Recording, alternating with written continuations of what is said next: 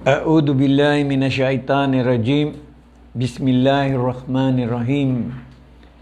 Innal hamdalillah nahmaduhu wa nasta'inuhu wa nastaghfiruh wa na'udzu billahi min syururi anfusina may yahdihillahu fala mudhillalah wa may yudlil fala hadiyalah.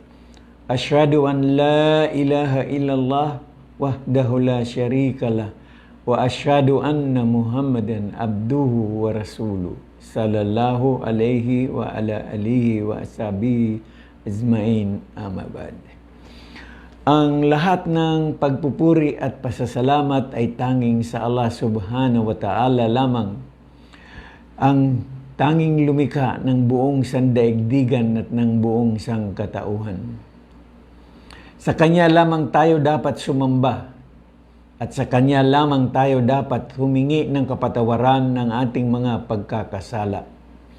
At sa Kanya lamang tayo dapat magpapakupkup laban sa kasamaan ng ating mga sarili at mga gawa. At sa Kanya lamang tayo dapat humingi ng patnubay laban sa isinumpang si Satanas. Naway ang kapayapaan ng Allah ay mapasa Kanyang propita na si Muhammad sallallahu alaihi wasallam, sa lahat ng Kanyang mga propitang na nauna pa sa Kanya, sa Kanyang mga pamilya, sa Kanyang mga kasamahan, at sa lahat ng mga jin at tao na tumatahak at tatahak pa sa tamang landas hanggang sa huling araw ng paghuhukom. Sino man ang may gabay mula sa Allah, walang makapagliligaw sa Kanya. Ngunit sino ang nasa pagkakaligaw, walang makapaggagabay sa Kanya maliban ng Allah subhanahu wa ta'ala. Ako ay sumusumpa na walang ibang Diyos na dapat sasambahin maliban ang Allah. At ako ay sumasaksi na ang propita Muhammad, sa Kanya nawa ang kapayapaan ng Allah, ang huling sugo, propita ng Allah. Mga kaibigan, mga kababayan, sa hapong ito ay medyo natagalan tayo sa pagsisimula. Ako po ay humihingi ng pasensya. Ngunit sisikapin po natin na ating mapupunuan ang mga oras na ating pagkukulang. So ngayon hapong ito, ako'y labis na nagpapasalamat sa Allah subhanahu wa ta'ala na tayo ay muling binigyan ng pagkakataon, na tayo ay magkasama, magkakausap, mapag-aralan po natin ang mga bagay na napakahalaga tungkol sa kaligtasan ng ating kaluluwa sa araw ng paghuhukom. Hayaan niyo munang babatiin ko kayo ng pagbati ng mga Muslim. Assalamu alaikum wa rahmatullahi wa barakatuh. Naway ang kapayapaan at habag ng ating tagapaglikha ay mapasa ating ngayong hapong ito. Mga kaibigan, mga kababayan, sa muli, ako po ay paulit-ulit na nagsasabi na ang buhay sa mundong ito ay buhay ng pagsubok, paghahanda, at pagiging alipin ng ating tagapaglikha upang makamtan natin ang buhay na walang hanggan. Kaya sa hapong ito, mga kaibigan, mga kababayan, ang ating topiko ay nakabatay sa isang katanungan: bakit lumikha ang Diyos, ang tagapaglikha? Ano ang tunay na kadahilanan? Bakit ang Diyos na lumikha ng sanlibutan at ng sangkatauhan? So ito ang kailangan nating unawain. Aral tayo ng aral, ngunit hindi natin naunawaan ano ba talaga ang plano ng ating tagapaglikha. Bakit niya nilikha ang sandaigdigan at ng buong sangkatauhan? Alam natin, mga kaibigan, mga kababayan, na ang Diyos ay makapangyarihan sa pamamagitan ng Kanyang salitang kun fayakun ay nalilikha niya anuman ang kanyang naisin. Ang sandaigdigan, alam at batid natin, maraming bagay na natin na ito na pag-uusapan, na nilikha niya ang sangdaigdigan sa pamamagitan ng tinatawag natin na Big Bang Theory. Okay? Sa isang pagsabog lamang, alam na kung ano ang nangyayari at ito ang pagkakalikha ng buong sanlibutan. Ang sangkatauhan, batid din natin kung paano nagsimula ito. Nagsimula ang unang tao. Nilikha siya ng ating tagapaglikha mula sa pinaghalong alikabok at tubig. Ito ay naging putik. Ang putik, hinulma ng ating tagapaglikha sa nais niya at sinabi lamang niya ang kanyang salitang kun fayakun. Maging at naging. Ang putik ay naging si Adan. Ganun kamakapangyarihan ang ating tagapaglikha. Mga kaibigan, mga kababayan, bigyan po natin ng pansin ito. At nilikha niya ang pangalawang tao, isang babae. Kumuha lamang siya ng isang tadyang ni Adan at sinabi niyang maging si Iba ka. At naging si Iba ang tadyang ni Adan. So yan ang simula ng pagkakalikha ng sangkatauhan. Sina Adan at Iba ay nagkaroon ng pagsiping at sa pamamagitan ng sperm cell at egg cell at bahay bata, the womb of the mother, ito po ang paraan kung paano tayo nalikha. So nangangahulugan mga kaibigan, mga kababayan, ang ating tagapaglikha ay lumikha ng tao sa apat na paraan. Una, si Adan sa pamamagitan ng pinaghalong alikabok at tubig. Si Iba, ang pangalawa at unang babae, mula sa tadyang ni Adan. Ang pangatlo ay tayong lahat, mga kasangkatauhan, mga anak nagsimula sa nanay at tatay. Kaya ang pang-apat na nilikha ng Diyos ay nagmula naman sa babae na walang lalaking kasangkot. Si Iba ay nagmula sa lalaki, walang babaeng kasangkot. Ang propeta Jesus, siya ay nagmula sa babae, walang lalaking kasangkot. Sa pamamagitan ng salita ng Diyos, sa egg cell na Virgin Mary na sa kanyang sinapupunan, salita na dala ng Anghel Gabriel, ang sabi, O Maria, ikaw ay pinili sa lahat ng kababaihan sa buong sanlibutan, at ikaw ay magkakaanak at tatawagin siyang si Jesus. So, ibig sabihin, mga kaibigan, mga kababayan, batid natin na ang Diyos na makapangyarihan, nilikha niya ang buong sanlibutan. Bakit niya ito nilikha? Sa kadahilanan na lumikha siya ng tao at ang tao ang binigyan niya ng karapatan na magiging tagapagmasid, tagapag-alaga, tagapag-bantay ng kanyang mga nilikha. So, ibig sabihin, nilikha niya ang sangdaigdigan para sa sangkatauhan. Kaya mga kaibigan, mga kababayan, nakita na natin ang nilikha ng Diyos, ang ating tagapaglikha. Nilikha niya ito at nakikita ng ating mga mata. Ito po ang daigdig na temporaryo lamang. Ang kabuuan ng likha ng tagapaglikha, hinati po niya. At ang kalahati, ito po ang ating kinalalagyan ngayon. Ito ang daigdig kung saan tayo ngayon namumuhay. Dito tayo ngayon nagpapaligsahan sa bawat isa. Sa kadahilanan na tayo ay binigyan ng sapat na katalinuhan ng ating tagapaglikha, tayo ay inilagay sa daigdig na ito upang pamahalaan ang kanyang mga nilikha. Dahilan na tayo ay binigyan ng sapat na karunungan, katalinuhan, kailangan nating pananagutan ang anumang ginawa natin sa mundong ito. Okay?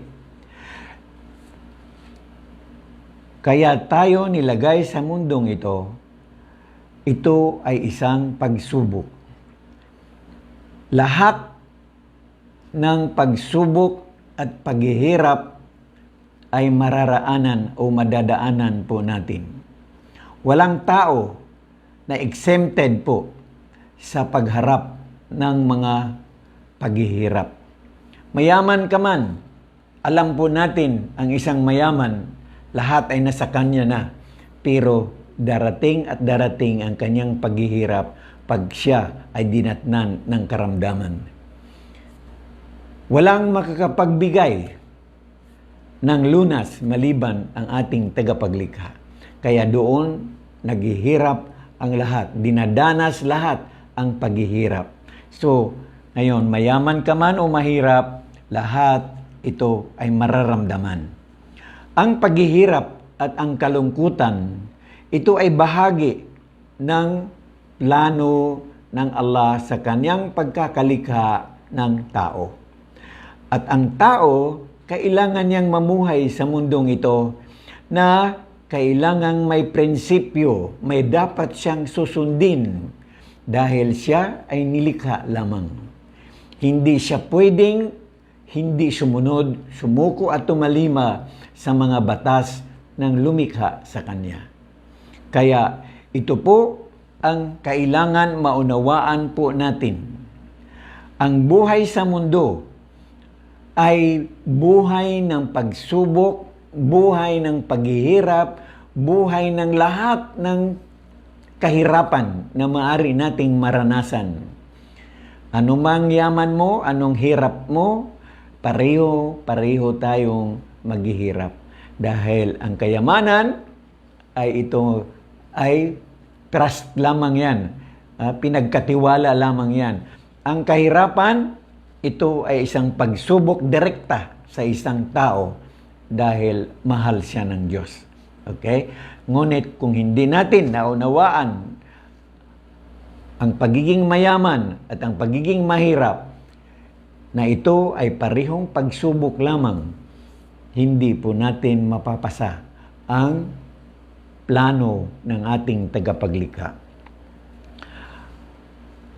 Lahat ng ito, pagsubok, kalungkutan, lahat ito ay nasa plano ng ating tagapaglikha upang maramdaman ng tao kung paano siya sinusubok ng ating tagapaglikha upang siya ay magiging karapat-dapat sa isang permanenteng lugar na ito ang walang hanggang katapusan na kasiyahan ang paraiso ng ating tagapaglikha. Dahil kapag ikaw ay hindi rin sumunod, sumuko at tumalima sa kautusan ng ating tagapaglikha, pupunta ka rin sa walang hanggang parusa, ang impyernong apoy. So mga kaibigan, mga kababayan, tandaan po natin na ang tao, ito po ang dapat nating unawain sa ating katauhan. Tayo ay nilikha na kasama ang tinatawag nating mga emosyon, no? Ang ating nararamdaman, tulad halimbawa ng galit, paghihiganti, pagsisilos, galit, paligsahan, at marami pang masamang mga damdamin na nagmumula sa ating puso at isip.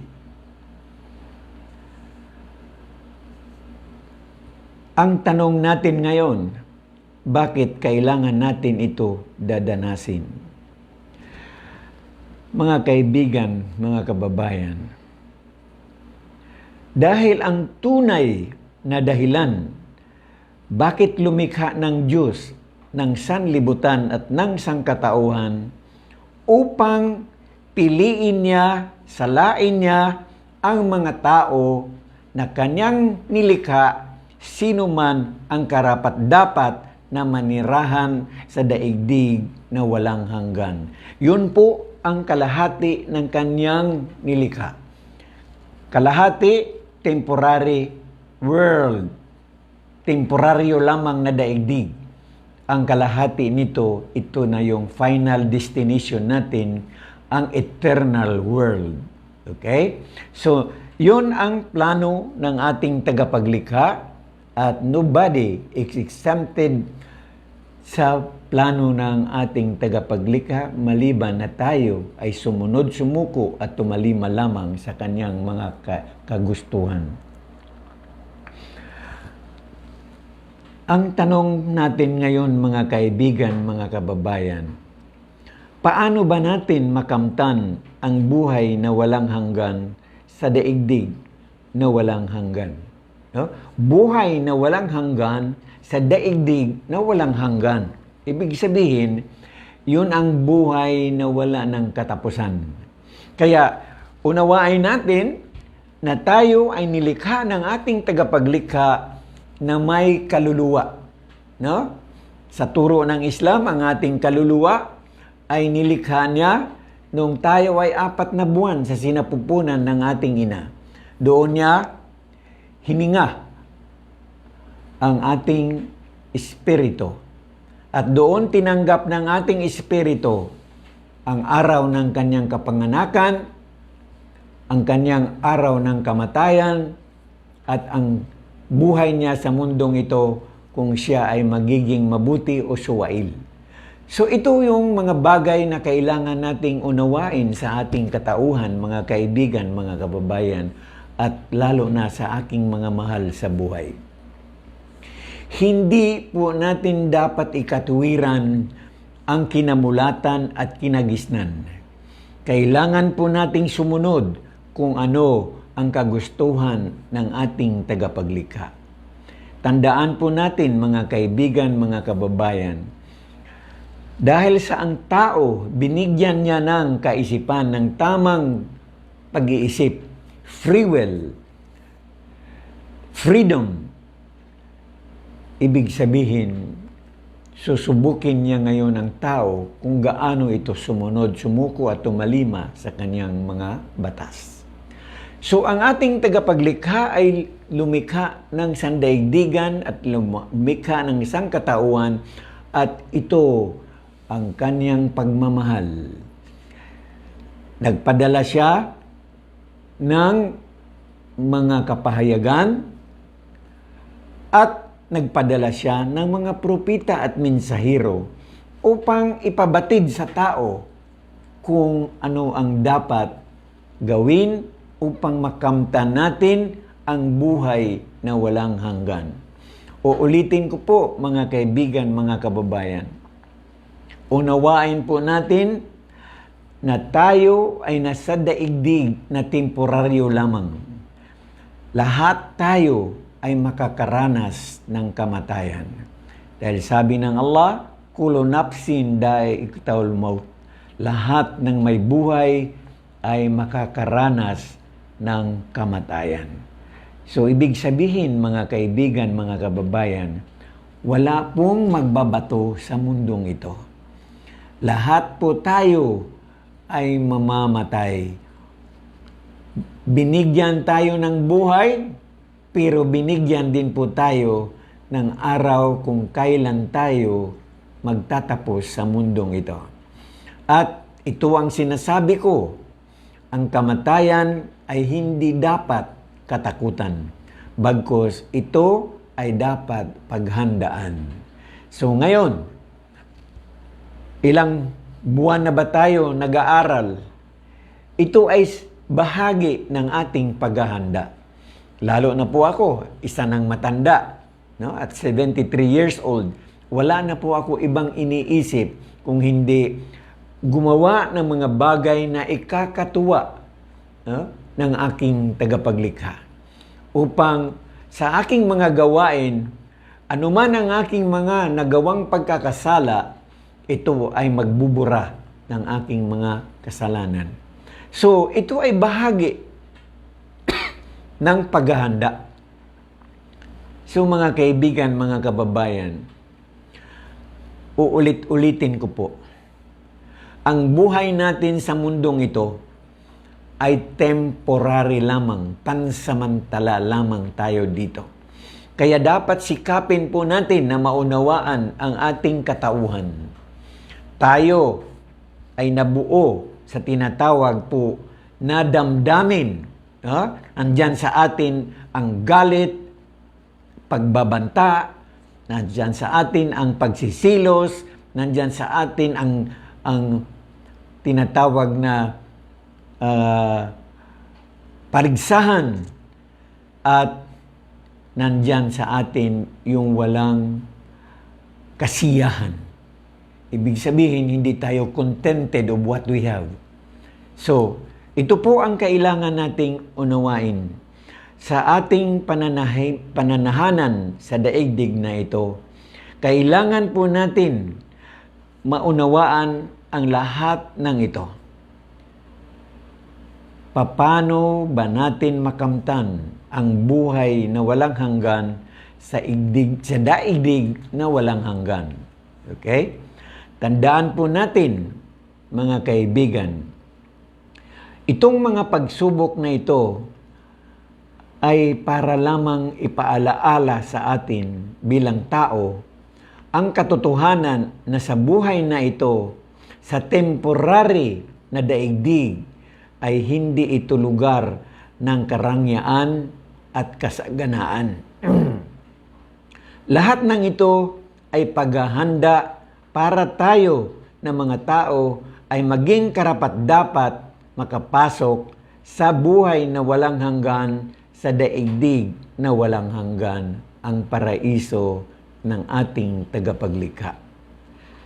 Lahat ng pagsubok at paghihirap, pagtitiis, ay nararamdaman ng tao upang kanyang paghandaan ang makapasok sa walang hanggang daigdig, upang kanyang masasabi na hindi na ako maghihirap tulad ng naramdaman na kahirapan at lahat ng pagtitiis sa susunod na daigdig, tapos akong mamatay.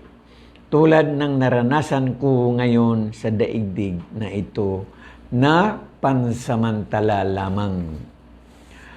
Mga kaibigan, mga kababayan, ang pinakaugat ng paghihirap ng tao sa mga problema dahil gusto ng tao magtayo ng sarili niyang paraiso sa daigdig na ito.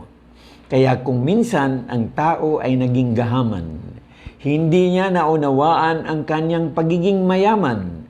Nakikita po natin ang isang mayaman, wala na po siyang iniintindi dahil nasa kanya ang yaman, nasa kanya ang kapangyarihan, wala na po siyang tinitignan sa kanyang ibaba. No?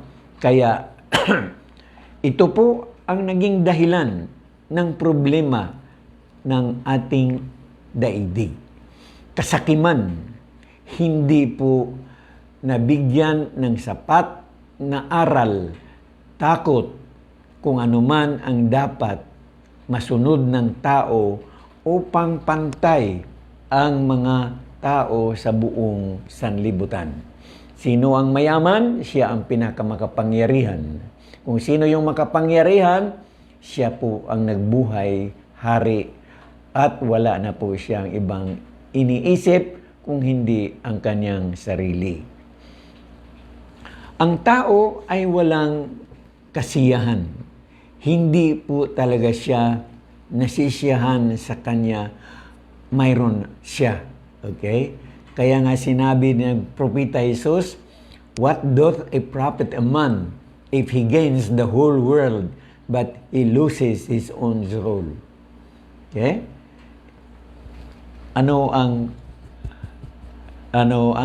kagandahan ng isang tao na nasa kanya na ang buong daigdig, ngunit ang kanyang kaluluwa ay mawawala sa araw ng paghuhukom. Ito ang pinakawawa na tao. No? So kailangan po mga kaibigan, mga kababayan, na atin talagang lubos maunawaan itong mga katanungan, bakit lumikha ang Diyos ng ng sangdaigdigan at nilikha niya ang sangkatauhan. Nakita naman po natin kung ano ang nilikha ng Diyos para sa ating lahat. Binigay niya ang lahat-lahat ng ating pangangailangan. Pero ano po ang ating iginanti sa ating tagapaglikha? Ang sabi niya, nilikha ko lamang ang tao at ang mga jin upang ako lamang ang sasambahin. Tignan po natin ngayon, ano po ang ginagawa ng tao. Dahil sa kanyang katalinuhan, kung ano ang sinasabi ng mga magagaling na magsasalita, taga pamuno ng isang simbahan o mga kulto, dahil magaling siyang magsalita, ang kanilang puso at damdamin ay nandoon sa taong iyon at sinunod nila. Ang kanilang nakalimutan kung ano ang tunay na utos ng Diyos at ang tunay na dahilan bakit sila ay nilikha. Nilikha tayo, mga kaibigan, mga kababayan, mga mahal ko sa buhay. Dahilan lamang na ibig ng Diyos, ibig ng ating tagapaglikha na siya lamang ang dapat nating sasambahin. Paulit-ulit natin itong pinag-aralan. Sinabi ng Diyos sa banal na Quran, وَمَّا كَلَقْتُ الْجِنَّ وَالْإِنسَ إِلَّا يَعْبُدُونَ. Nilikha ko lamang ang mga jin at ang mga tao upang ako lamang ang dapat nilang sasambahin. At pinakilala din ng ating tagapaglikha ang kanyang relihiyon. Pinakilala niya ang kanyang sarili na siya ang Allah. Okay? Sa chapter 20 verse 14 ng banal na Quran. Talagang makikita po natin na hindi po nagkulang ang ating tagapaglikha. Ako, hindi man po ako isang scholar, isang sheikh, pero ulit-ulit ko rin po itong binabanggit sa inyo. Hindi po ako napapagod, kahit sasabihin nila akong paulit-ulit yan, pero inuulit-ulit ko talaga ito upang maunawaan po ninyo kung sino ang ating tagapaglikha, ano ang kanyang relihiyon, ano ang dapat nating gawin. Okay? Hindi tayo tutungo doon sa debate, argumento, kung hindi kailangan lamang natin gamitin ang ating kaisipan. Binigyan tayo ng talino ng ating tagapaglikha. Huwag natin ibigay sa mga taong magaling magsalita ang kaligtasan ng ating kaluluwa sa araw ng paghuhukom. Dapat po mga kaibigan, mga kababayan at mga mahal ko sa buhay, sikapin po natin magsaliksik. Gaano ba makapangyarihan ang ating tagapaglikha? Huwag nating iasa sa mga taong magaling magsalita. Dahil sa kanilang kagalingan, nawawala po kayo sa tamang katuruan. Okay? So ito po ang nakakalungkot mga kaibigan, mga kababayan. Ang tao, uulitin ko po, ay walang kasiyahan sa mundong ito. Ibig ng tao, angkinin ang lahat, ngunit ito ay imposible at hindi ito mangyayari. Ang plano ng Diyos sa kanyang paglikha ng tao na matutunan niyang masisiyahan kung ano ang mayroon siya bago ang kanyang kamatayan. Ang tama at karapat-dapat na gawin ng tao ay tanggapin ang batas at kautusan ng Diyos. Kaya mga kaibigan, mga kababayan, babalik na naman po tayo sa ating pinaka-basic na mga pag-uusap. Ano po ba ang Islam? Ang Islam, ito ay Arabic na kataga na ang pakahulugan po nito ay pagsunod, pagsuko at pagtalima sa kautusan ng ating tagapaglikha. Maraming ibig sabihin ng katagang Islam. Ito ay kumplitong panuntunan ng buhay. Ibig sabihin, lahat ng pangangailangan mo ay may kasagutan. Lahat ng mga katanungan mo ay may kasagutan dito sa Islam. Okay? Kailangan lamang po talaga saliksikin po natin ang kahulugan nito. At paulit-ulit ko pong sinasabi na ang Islam, ito ang relihiyon ng ating tagapaglikha. Maliwanag po yan.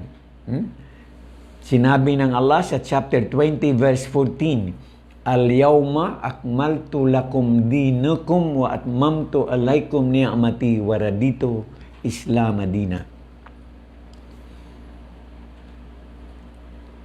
Sikapin po natin na maunawaan ang lahat ng ito.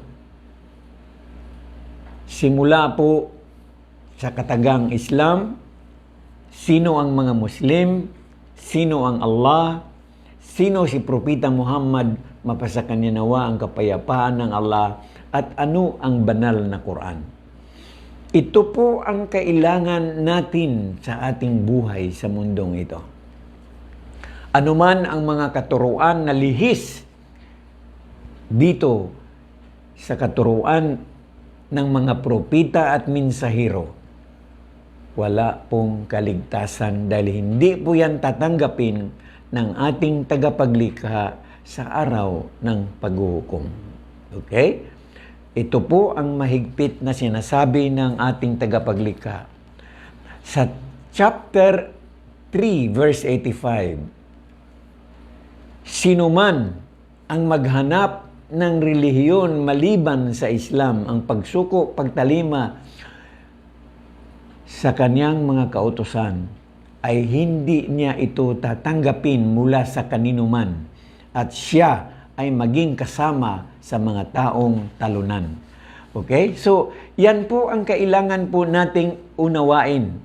Dahil kapag hindi po natin ito magagawa, ibig sabihin po, hindi natin naunawaan ang plano ng ating tagapaglikha, bakit niya nilikha ang sanlibutan at ang sangkatauhan.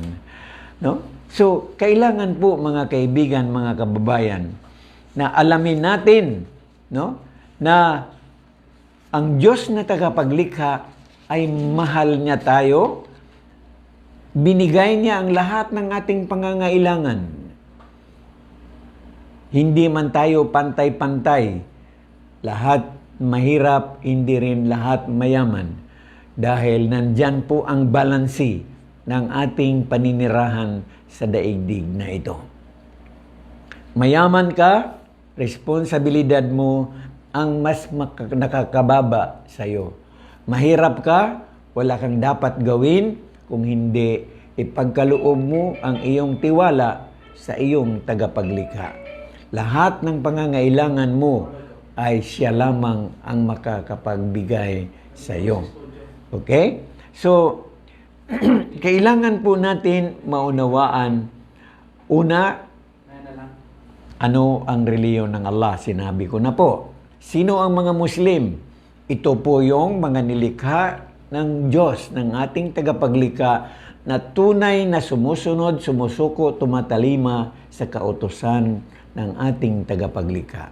Ibig sabihin po, lahat ng mga propita at minsahero, sila po ay mga Muslim dahil sila po ay sumunod, sumuko at tumalima sa kautusan ng ating tagapaglikha. Wala pong propita nagsasabi kung ano ang kanyang kagustuhan. Sinasabi ng mga propita na sila ay ipinadala ng ating tagapaglikha upang magbigay babala Sila ay tagapagturo, tagapagbigay ng gabay sa atin. Ano ang ipinagkaloob sa kanila ng ating tagapaglikha, yun ang kanilang sinasabi sa atin bilang sangkatauhan. So nangangahulugan mga kaibigan, mga kababayan, na ang kaligtasan natin ay nasa pagsunod, pagsuko at pagtalima sa kautusan ng ating tagapaglikha.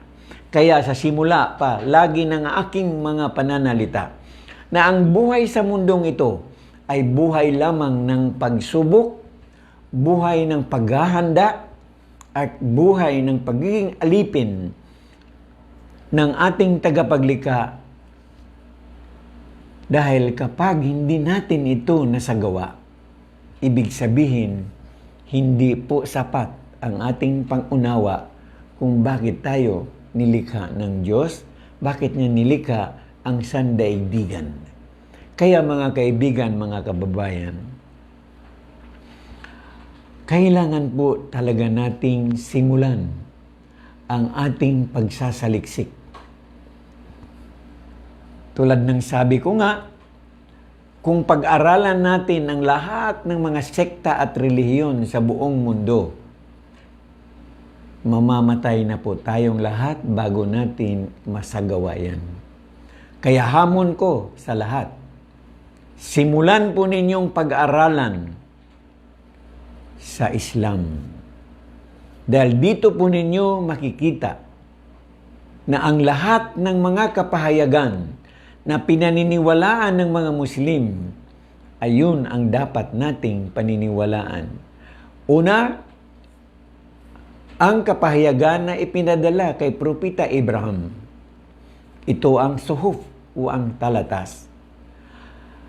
Ang ipinadala kay Propeta Musa o Moses, ang Torah, kung saan nakapaloob ang Ten Commandments.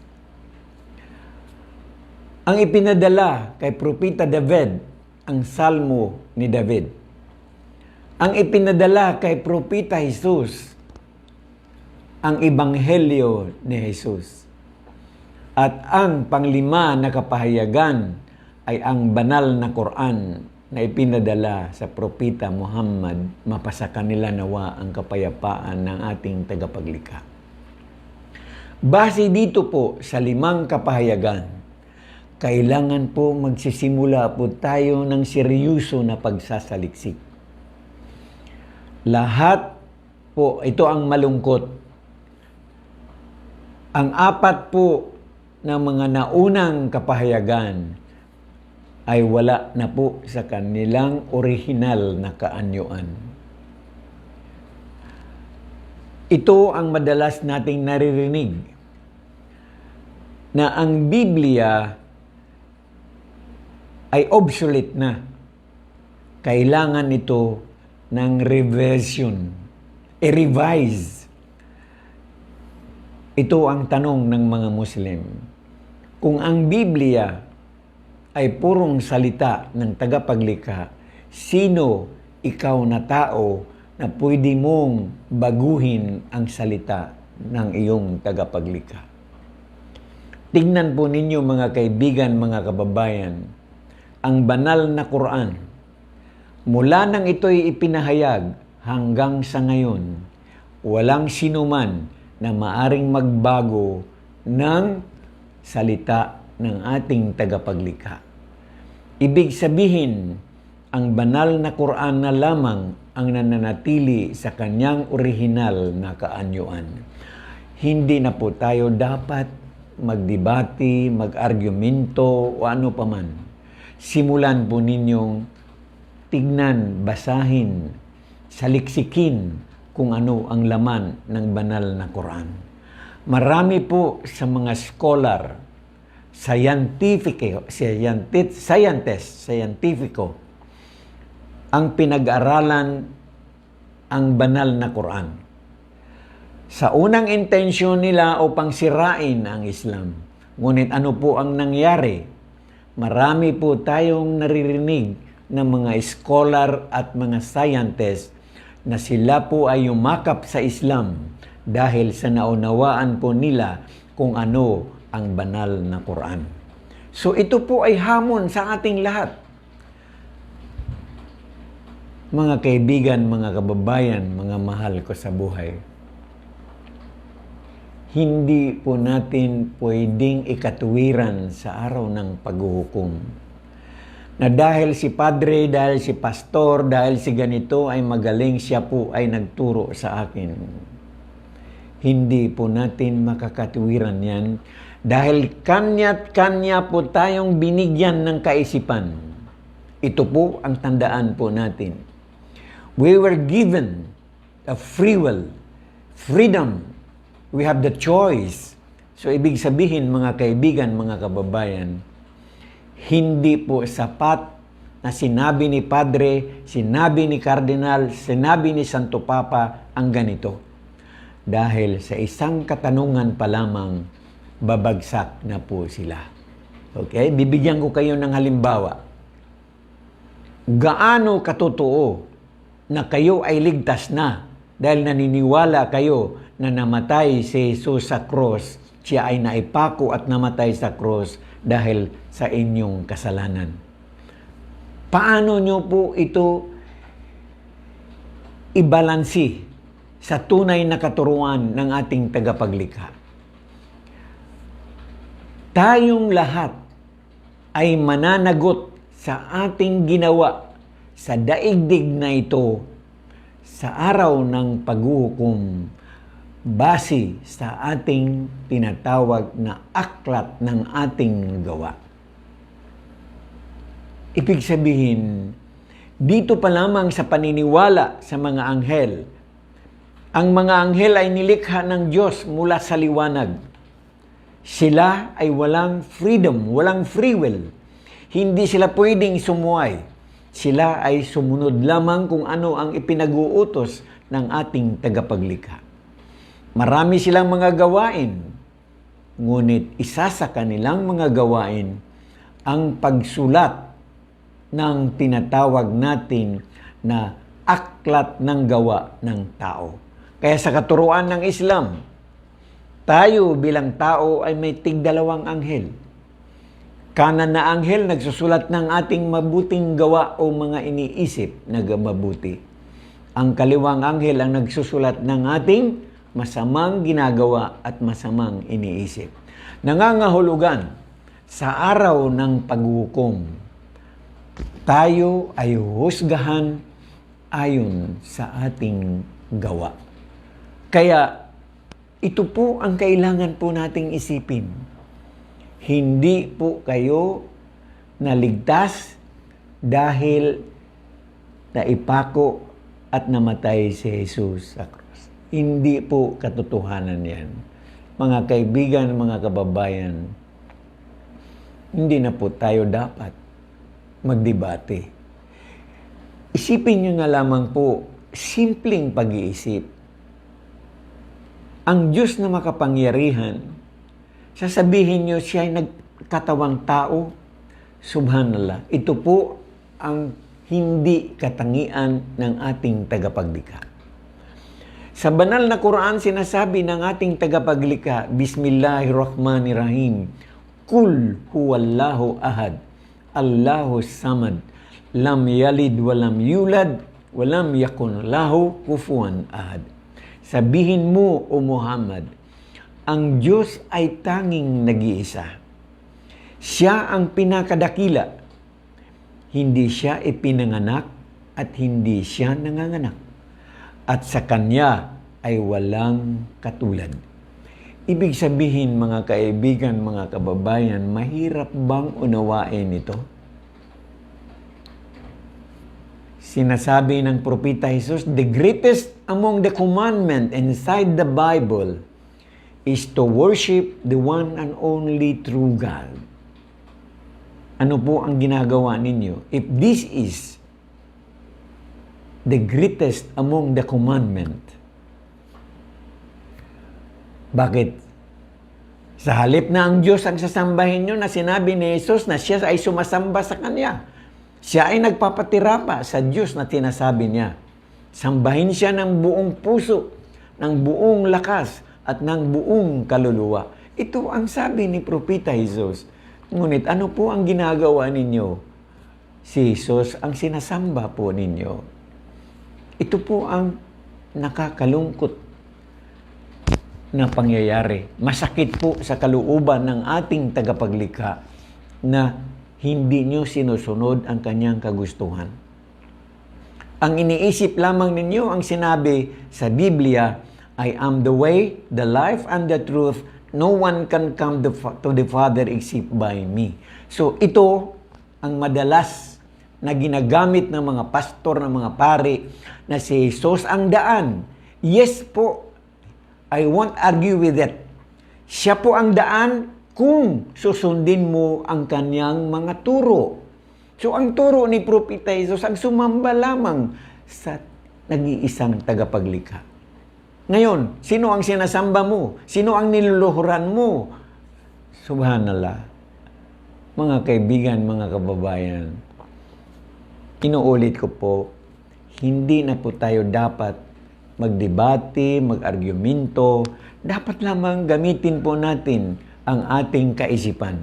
Bakit nilikha ng Diyos ang sanlibutan at ang sangkatauhan? Ano ba ang kadahilanan? So, ibig sabihin lamang po pala, nilikha ng Diyos ang sandaigdigan, ang sanlibutan, para sa sangkatauhan. Mahal niya ang tao, kaya ito po ang masasabi natin na sikapin po natin na maunawaan ano ba ang dapat nating gawin upang tayo ay maging karapat-dapat sa buhay na walang hanggan, sa daigdig na walang hanggan. Mga kaibigan, mga kababayan, sa muli, ako'y nakikiusap po sa inyo. Hindi po ako magsasawang makikiharap sa inyo, makibahagi sa inyo. Uulit-ulitin ko po ito upang sa ganun, maunawaan po ninyo ako. Maunawaan po ninyo kung ano talaga ang dapat nating gawin upang makamtan natin ang buhay na walang hanggan. Paano ba natin marating ang buhay na walang hanggan? Simple lamang po. Number 1, alamin natin kung sino ang ating tagapaglikha. Ano ang kanyang relihiyon? Paano natin nalalaman ang kanyang mga plano, ang kanyang nais? Sa pamamagitan ng kanyang mga propita at mensahero. At ang mga propita at mensahero, wala ni isa sa kanilang nagtuturo na sila ay sasambahin. Bagkus ang sinasabi ng lahat ng mga propita ay sumamba lamang sa tanging nag-iisang tagapaglikha.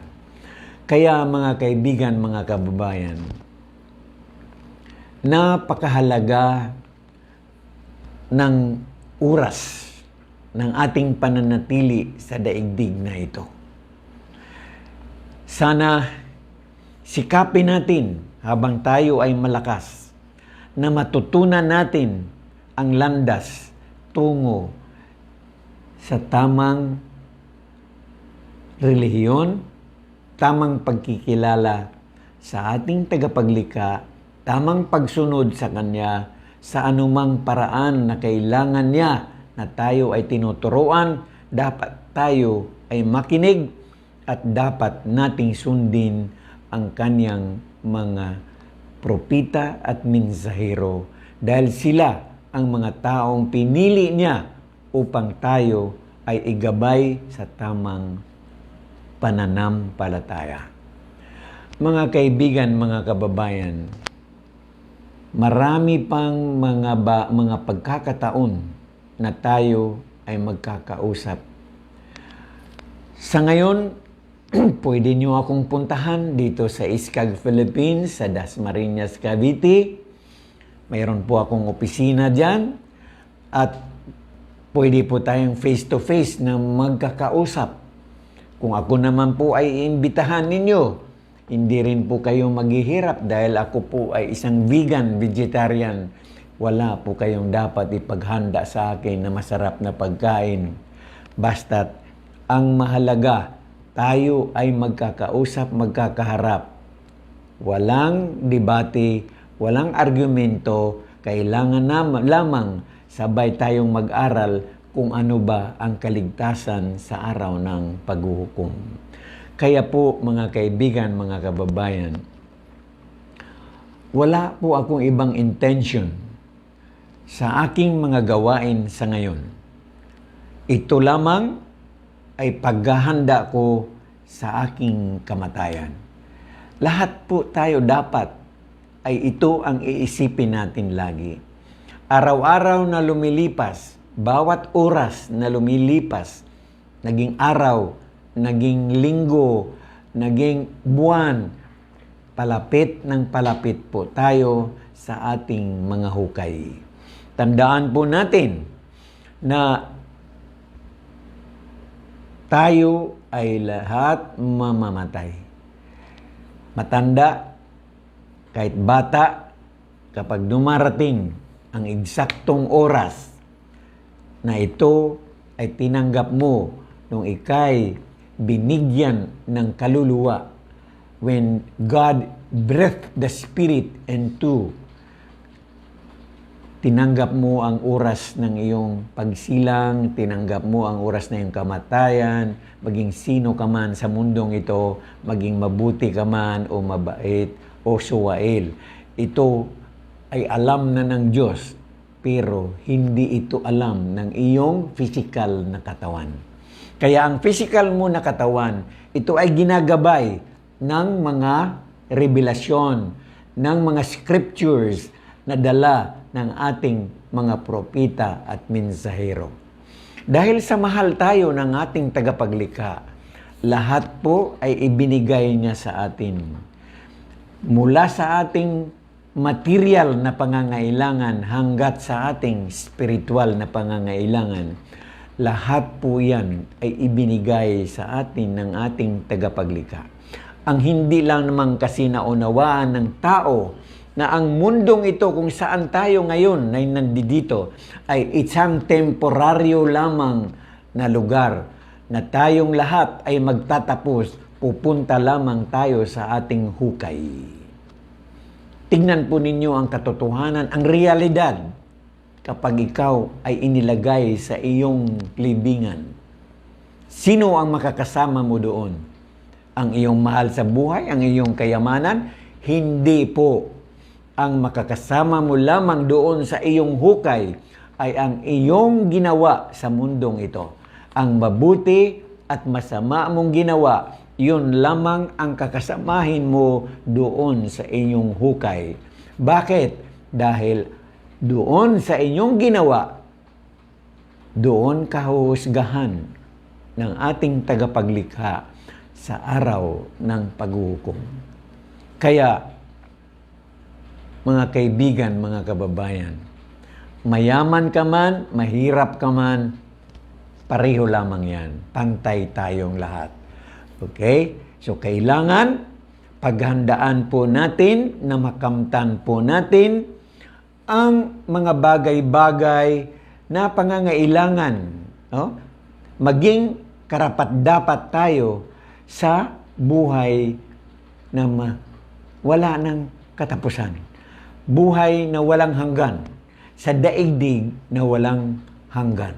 So, ibig sabihin, mga kaibigan, mga kababayan, ang kamatayan ay dapat paghandaan, hindi dapat katakutan. Laging isaisip, isang araw, mamamatay ka. Para sa ganun, wala kang ibang iniisip sa mga araw-araw na iyong pagtigil sa mundong ito, kung hindi ang paghahandaan ng iyong araw ng kamatayan. Tandaan po natin, mga kaibigan, mga kababayan, na tayo ay muling babalik sa alikabok. At paano tayo babalik sa alikabok? Tayo ay kakainin lamang ng mga uod. So ito ang mga bagay na kailangan po nating unawain. Bakit mga uod ang nag-aantay sa atin? Dahil yun ang proseso kung paano tayo babalik sa alikabok. Uulitin ko po, mga kaibigan, mga kababayan, mga mahal ko sa buhay.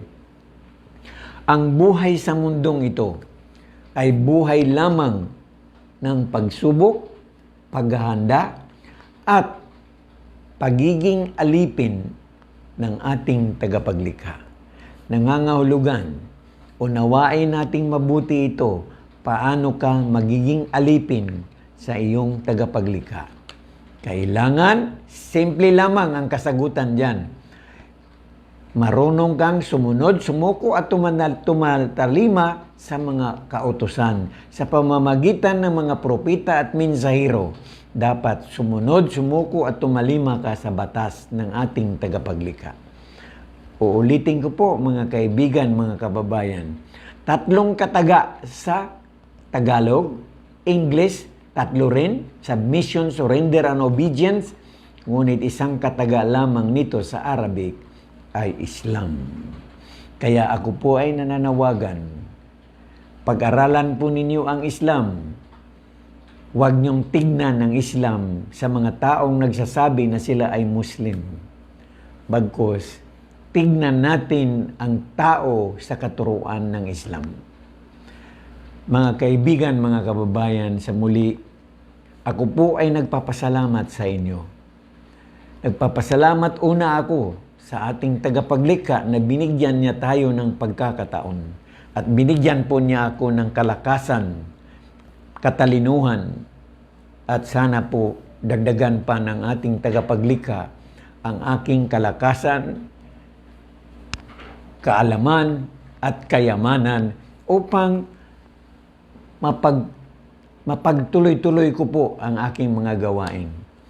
Please like, subscribe, at mag-ano po kayo sa aming channel sa Isa Dawat Studio.